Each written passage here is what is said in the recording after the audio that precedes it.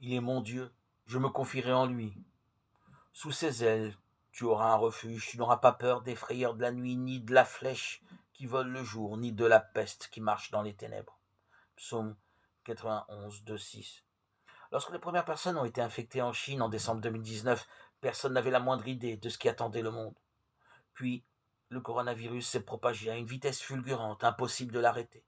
Chacun espérait que le virus ne l'atteindrait pas, et plus il se rapprochait, plus la peur envahissait la population. Changement climatique, attaques terroristes, virus qui coupent le souffle. Qui en est maître?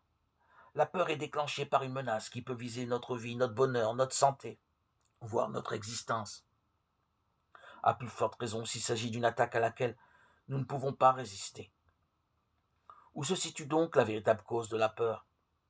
Lorsque le premier couple humain a enfreint le commandement de Dieu, la peur s'est installée dans le cœur de l'homme. Jusque-là, il avait d'heureuses relations avec son Créateur qui voulait lui parler au frais du jour.